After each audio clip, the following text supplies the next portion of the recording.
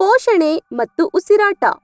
ಪರಿಕಲ್ಪನೆ: ನಾವು ಹೇಗೆ ಉಸಿರಾಡುತ್ತೇವೆ? ಉಸಿರಾಟ ಕ್ರಿಯೆ ಅಥವಾ ಶ್ವಾಸಕ್ರಿಯೆ. ಉಸಿರಾಟವು ಗಾಳಿಯನ್ನು ಶ್ವಾಸಕೋಶಗಳ ಒಳಗೆ ಮತ್ತು ಹೊರಗೆ ವಿನಿಮಯಿಸಿಕೊಳ್ಳುವ ಪ್ರಕ್ರಿಯೆ.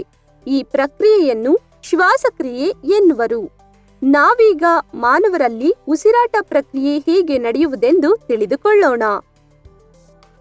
ನಾವು ನಮ್ಮ ನಾಸಿಕದ ಮೂಲಕ ಗಾಳಿಯನ್ನು ಒಳತೆಗೆದುಕೊಳ್ಳುತ್ತೇವೆ. ನಮ್ಮ ನಾಸಿಕದ ಮೂಲಕ ಗಾಳಿಯು ನಾಸಿಕ ರಂಧ್ರಕ್ಕೆ ಪ್ರವೇಶಿಸುತ್ತದೆ. ನಾಸಿಕ ರಂಧ್ರವು ಶ್ವಾಸನಾಳಕ್ಕೆ ಸಂಪರ್ಕವನ್ನು ಹೊಂದಿರುವುದರಿಂದ ಗಾಳಿಯು ನಾಸಿಕ ರಂಧ್ರದ ಮೂಲಕ ಶ್ವಾಸನಾಳಕ್ಕೆ ಪ್ರವೇಶಿಸುತ್ತದೆ. ತದನಂತರ ಗಾಳಿಯು ಶ್ವಾಸನಾಳದಿಂದ ಶ್ವಾಸಕೋಶಕ್ಕೆ ಪ್ರವೇಶಿಸುತ್ತದೆ. ಶ್ವಾಸಕೋಶಗಳು ತುಂಬಾ ಸೂಕ್ಷ್ಮವಾದ ಅಂಗವಾಗಿದ್ದು ಎದೆಗೂಡಿನಲ್ಲಿ ಪಕ್ಕೆಲುಬುಗಳಿಂದ ರಕ್ಷಿಸಲ್ಪಟ್ಟಿರುತ್ತವೆ. ಪಕ್ಕೆಲುಬಿನ ಕೆಳಗೆ ವಪೆ ಎಂಬ ಒಂದು ದೊಡ್ಡ ಸ್ನಾಯುವಿನ ಹಾಳೆಯು ಶ್ವಾಸಕೋಶಕ್ಕೆ ಅಂಟಿಕೊಂಡಿದೆ.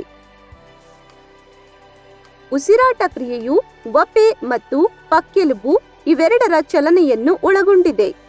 ನಾವು ಗಾಳಿಯನ್ನು ಒಳತೆಗೆದುಕೊಳ್ಳುವಾಗ ನಮ್ಮ ಪಕ್ಕೆಲುಬುಗಳು ಮೇಲಕ್ಕೆ ಏರುತ್ತವೆ ಮತ್ತು ವಪೆಯು ಕೆಳಕ್ಕೆ ಚಲಿಸುತ್ತದೆ.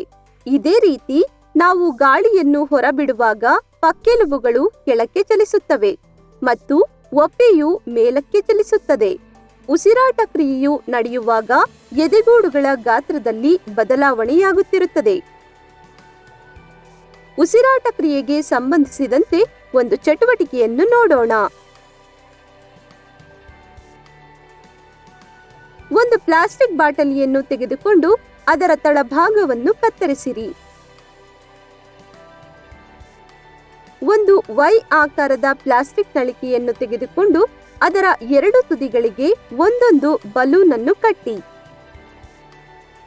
ನಂತರ ವೈ ಆಕಾರದ ನಳಿಕೆಯನ್ನು ಗಾಳಿಯು ಪ್ರವೇಶಿಸದಂತೆ ಬಾಟಲಿಯ ಬಾಯಿಗೆ ಸೇರಿಸಿ.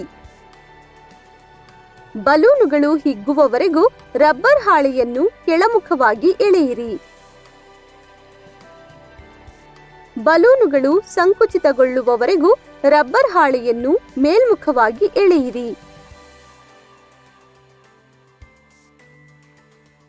ಈ ಚಟುವಟಿಕೆಯಲ್ಲಿ ಬಲೂನುಗಳು ಶ್ವಾಸಕೋಶವನ್ನು ಪ್ರತಿನಿಧಿಸುತ್ತವೆ ಮತ್ತು ರಬ್ಬರ್ ಹಾಳೆಯು ವಪೆಯನ್ನು ಪ್ರತಿನಿಧಿಸುತ್ತದೆ.